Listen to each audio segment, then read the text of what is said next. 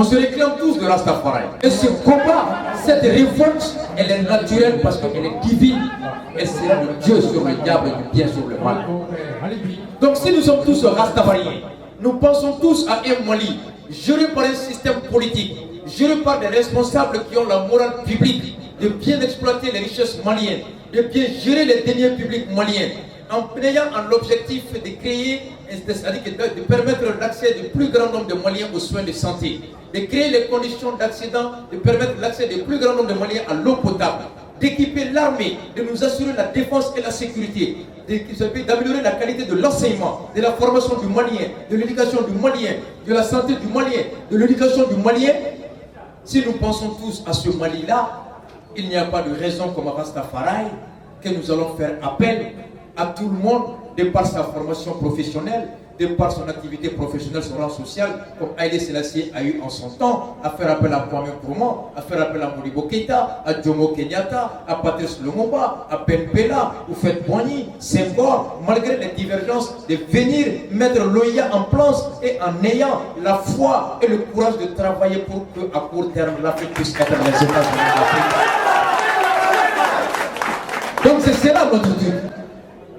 Donc peu importe, au contraire on est content qu'il y ait énormément de mouvements Rasta, ce qui fera énormément de force de Rasta, ce qui fera énormément de dynamique, lesquelles dynamiques convergeront tous vers l'eau potable pour tous les Maliens, la santé pour tous les Maliens, la sécurité pour tous les Maliens, l'emploi pour tous les Maliens. Et le Malien étant bien soigné, le Malien étant bien nourri, le Malien étant bien sécurisé, le Malien étant bien formé, Julia, conformément à notre hymne national, a œuvré pour les unités des États-Unis d'Afrique. Voilà l'objectif du Rasta.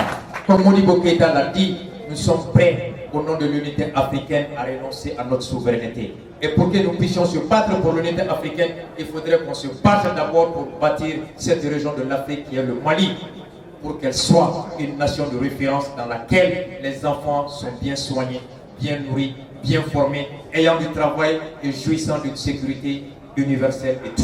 Le Mali étant bien construit, il n'y a pas de raison que le Mali ne prendra pas la tête du combat pour les États-Unis d'Afrique, comme le fait de Marcos Mosiak et de Kwame Nkrumah.